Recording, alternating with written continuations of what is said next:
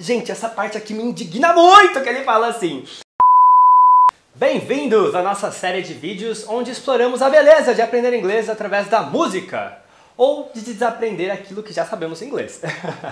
Isso acontece. Em cada vídeo a gente vai mergulhar nas letras de músicas populares, descobrindo as nuances de vocabulário, gramática, pronúncia, tudo enquanto desfrutamos das melodias que nos inspiram.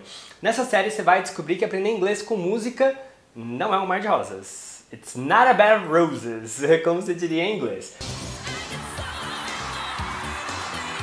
Meu nome é Felipe Espinosa, eu sou poliglota, criador do método Inglês com os Fonemas, eu sou especialista em fonética e fonologia da língua inglesa, ou seja, tudo que acontece com os sons do idioma inglês.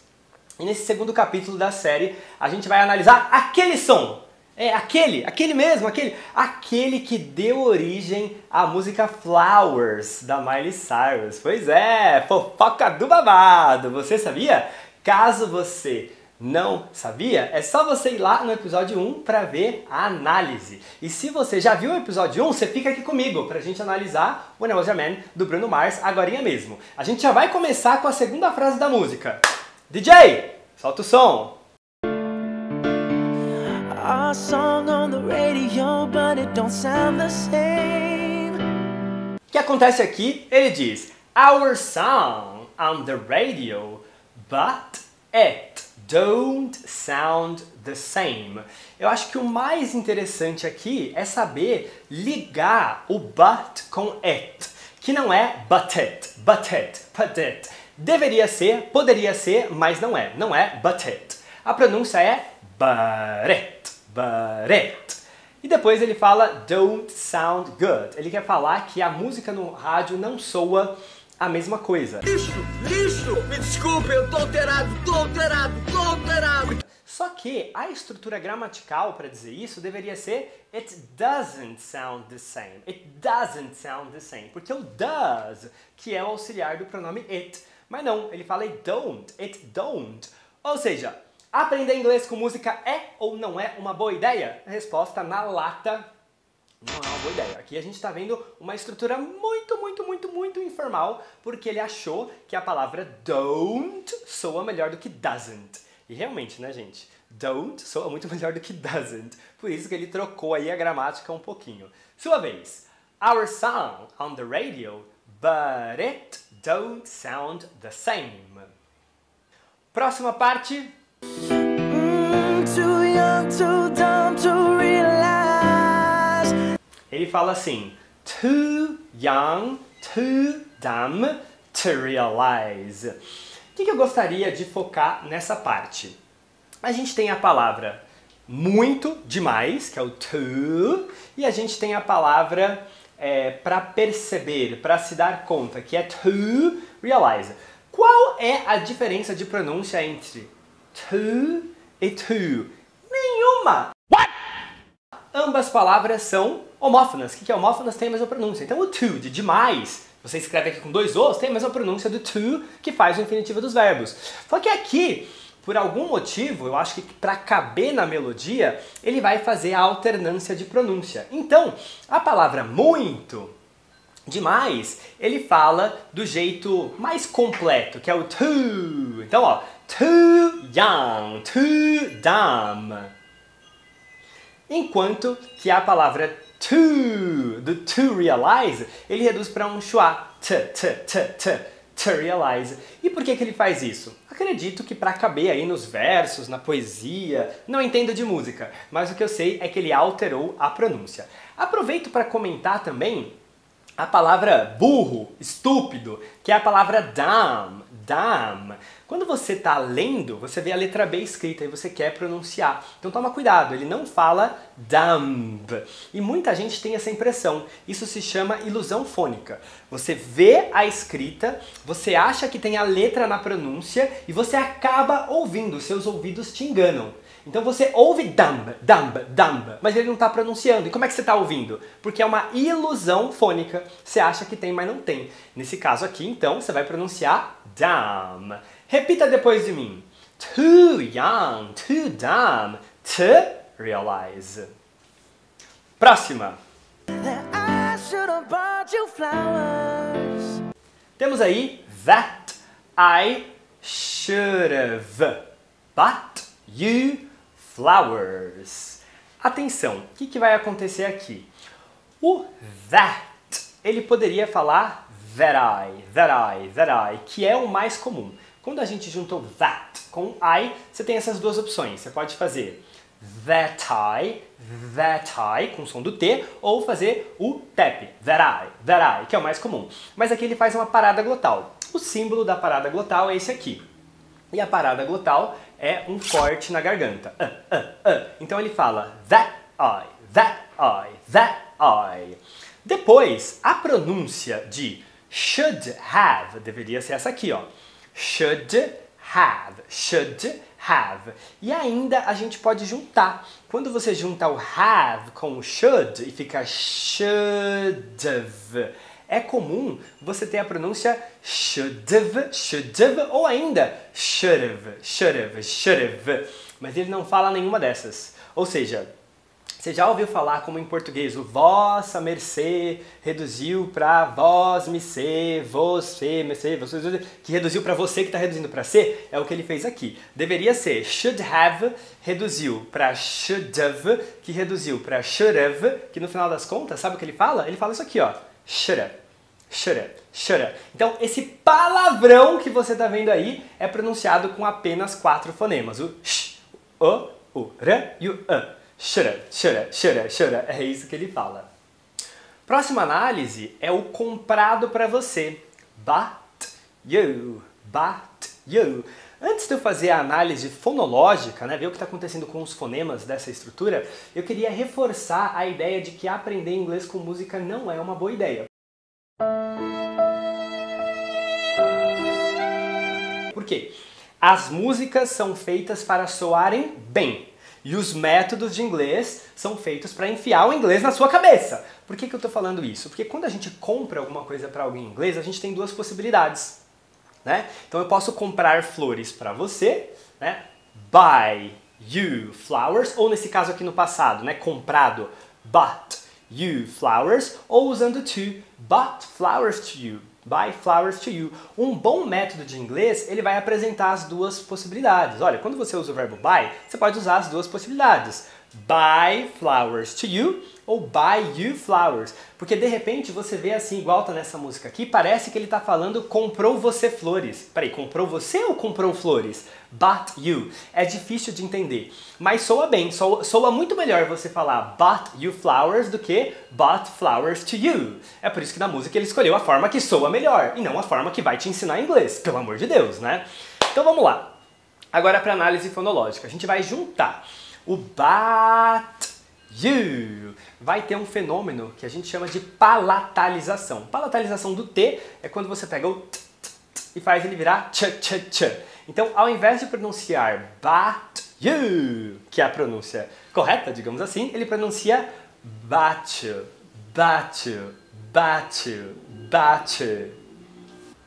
Então, repita depois de mim. That I should have bought you flowers. Agora vamos fazer uma usando esses fenômenos fonológicos. That I should have bought you flowers. Próximo trecho. Aqui temos essas 3 palavrinhas. Held your hand. O que a gente percebe aqui? Essas 3 palavras, né? Segurado a sua mão, a gente vai meio que juntar. Mas vamos lá, vamos fazer devagarzinho. Primeiro, esses são os fonemas da pronúncia completa. Held your hand, que vai virar held your hand. O held, ele acaba com d. O d, quando ele está antes do fonema y, ele pode ser palatalizado para j. Você não precisa saber o que é uma palatalização. O que você precisa entender é que o d pode virar j. Então, held your pode virar held your. E aqui ele reduz a palavra your para um schwa. Então, your vira apenas um schwa. Held your. A palavra mão, você acha que ele fala esse d ou não fala esse d? Ouve aí de novo, ouve aí. fala. Ele não fala hand, hand.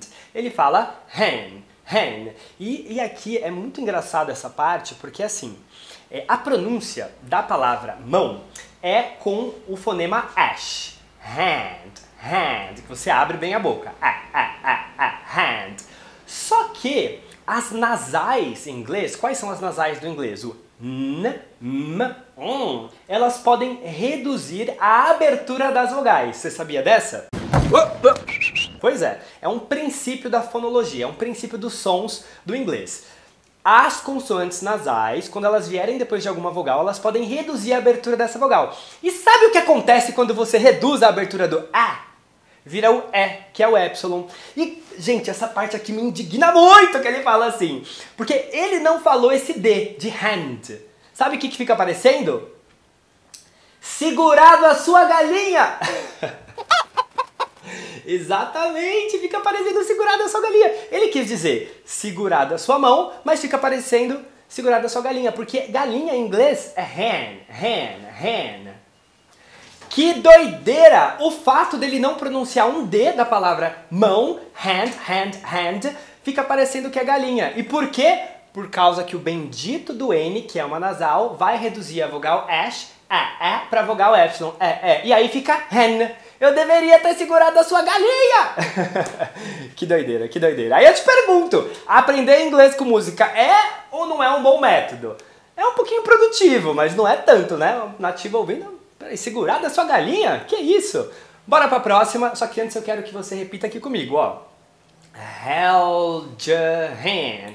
A gente já tá com os fenômenos fonológicos. Vamos fazer duas, vai. Vamos fazer uma certinho e uma como ele fala, pode ser? Então primeiro é certinho, depois de mim. Held your hand. Falou? Falou tudo bonitinho? É assim que você tem que falar em inglês. Agora vamos falar como ele fala. Held your hand. Próxima, DJ! Shoulda gave you all my hours when I had the chance. Aqui teríamos should have gave you all my hours when I had the chance. Bom, de novo, aprender inglês com música é ou não é uma boa ideia? A resposta é não. Ele infringe a gramática aqui de uma forma, meu amigo. Não, você não tá ligado quanto que ele infringiu a gramática aqui, né? Deveria ter te dado todas as minhas horas. Em inglês é should have given, given, given. A palavra que a gente usa, a forma verbal que a gente usa nessa estrutura é sempre o particípio. Você não precisa saber o que é um particípio, isso é um termo gramatical. Mas o que eu quero dizer é, precisa ser o given, precisa ser o given. Depois do have, não existe gave, não existe have gave. Isso está completamente errado. Teria que ser have given. Mas, gente, o que você acha que ele vai usar? O que a gramática pede ou o que soa bem para a música dele vender bastante e ele ficar muito rico? O que soa bem, né, meu amigo? Então, em vez dele usar a forma verbal given, ele usa o gave, que está completamente errado. Então, repita comigo. Should have gave you all my hours when I had the chance. Próxima! Take you to every party, 'cause all you wanted to do was dance. Take you to every party, 'cause all you wanted to do was dance. Vamos analisar agora. Aqui, o que ele está querendo dizer? Eu deveria ter te levado para todas as festas. E aí, deveria ter te levado? Lembra que depois do have tem que ser um particípio. Qual que é o particípio de take? Taken, taken. Mas ele não usa. Ele usa o take, que inclusive é a primeira forma. Olha que coisa bagunçada. Lá no give, que a gente tem give, gave, given, ele usa a segunda forma, que é o gave. Aqui, na hora de falar o take, que é a forma do verbo, é take, took, taken. Ele não pega o took, igual ele pegou o gave. Ele não pega a segunda forma, ele pega a primeira. Take, take. E por quê? Provavelmente porque take soa melhor do que taken. Então assim, a gramática aqui é completamente infringida. Depois, quando ele fala pra todas as festas, ao invés de ele pronunciar to, ele pronuncia r. O que é uma pronúncia possível para a palavra to, se antes dessa palavra, a palavra que precede ela terminar com vogal. Então, como você tem o you e depois o to, you acaba com vogal, aí esse to você pode falar r, completamente possível. Esse 'cause nada mais é do que o because. Outra coisa também que a gente poderia melhorar, ou seja, ter uma pronúncia mais completa. Because é melhor do que 'cause. Quando ele fala all you, ele junta all you, all you, all you. Também é o fenômeno da palatalização. Ou seja, o L, la, le, li, la, lu, vai virar o nosso LH, lha, lhe, li, lho, liu, porque ele está antes de uma palavra que começa com fonema palatal. A maioria das consoantes do inglês podem palatalizar e isso faz com que mude totalmente a pronúncia. Então, a pronúncia corretinha de tudo que você seria all you, só que ele fala all you, all you. A palavra wanted, ele reduz para wanted, wanted. Então, de wanted, teremos wanted, wanted. Depois, o to, novamente ele faz o r. Wanted, wanted. Então, bora repetir comigo agora. Take you to every party, 'cause all you wanted to do was dance. Próxima, DJ! Now my baby's dancing, but she's dancing with another man. Now my baby is dancing, but she's dancing with another man. Aqui, ele falou tudo bonitinho, eu até acho essa frase uma frase boa para você aprender inglês, mas eu queria comentar uma coisa, essa palavra aqui, que é a palavra com. Ela tem duas pronúncias possíveis, que é a palavra with, com esse fonema que a gente chama de eth. Então esse é o fonema eth. With, é um fonema que vibra, é um fonema que tem um zumbido. Só que nessa frase ele não pronunciou assim, ele não usou a pronúncia mais comum. Ele usou a pronúncia with, com o teta. O teta é esse fonema aqui, e ele não é um zumbido igual o ed, ele é um assopro. Você coloca a língua entre os dentes e assopra.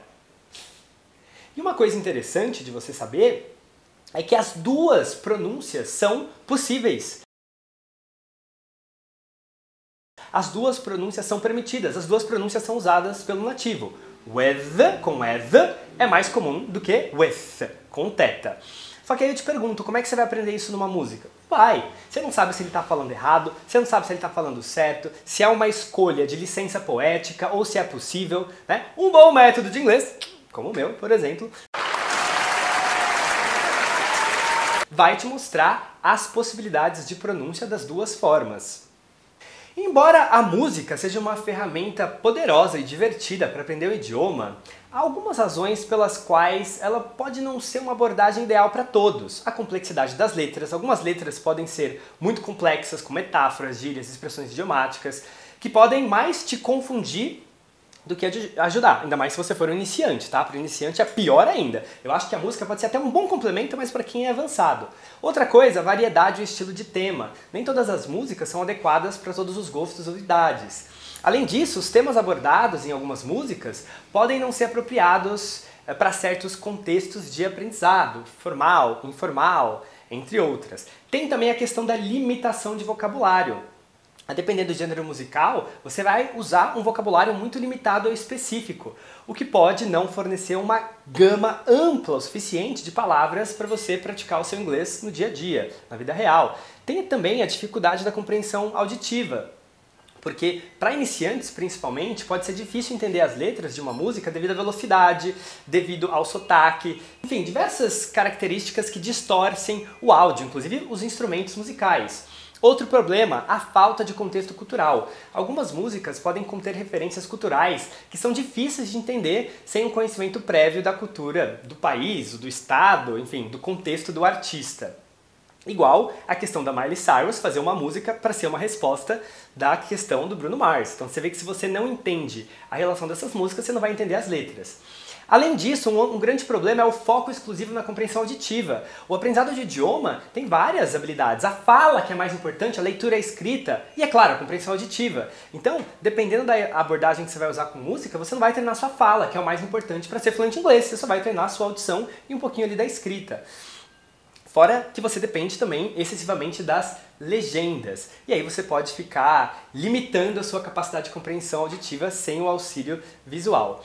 E eu acho que o principal problema de aprender inglês com música é a permissão poética. Os compositores de música têm a liberdade de criar letras e melodias que vão além das convenções tradicionais, da gramática, por exemplo. Então a gente pode ter uso de palavras de maneira não convencional, eles podem criar metáforas, podem fazer, enfim, podem quebrar toda a gramática e tentar passar emoções, né, de uma forma profunda e cativante, distorcendo a pronúncia das palavras, a tonicidade. Então é muito complicado você saber se aquilo é possível, é uma coisa da língua, ou se aquilo é só um recurso para a música. Então, embora a música possa sim ser uma ferramenta valiosa para ajudar um pouquinho a aprender o idioma, é importante complementar essa abordagem com outras estratégias de aprendizado que abordem todas as habilidades linguísticas de forma equilibrada. Fala, leitura, escrita e compreensão auditiva, ok? Apenas estudar inglês através da música pode te fazer querer colocar um teto sem você ter as paredes, já que as músicas, elas alteram a língua de forma demasiada. Então, mais uma vez, eu preparei um conteúdo aqui de primeira, com muita qualidade para você. Então eu quero que você dê o like, porque vale. Esse conteúdo vale um likezão, vale 3 likes, vale você chamar seus amigos para dar like aqui mesmo sem eles terem visto o conteúdo. Eu preciso saber se eu estou no caminho certo, se vocês estão gostando, se esse conteúdo está fazendo sentido. Aproveita, aciona o sininho para não perder nenhum episódio e, é claro, as novidades aqui do canal. E já compartilha com os amigos também, principalmente com aquele que acha que aprender inglês com música é uma boa ideia. Lembrando que a gente vai ter vídeo nesse canal toda semana, então eu preciso saber de você aqui nos comentários qual artista você quer, qual música você quer. Escreve aqui para eu poder pegar um trechinho e analisar. Eu vou analisar o que você quiser, beleza? Mas você precisa escrever aqui para eu saber. So, I really hope to see you next time.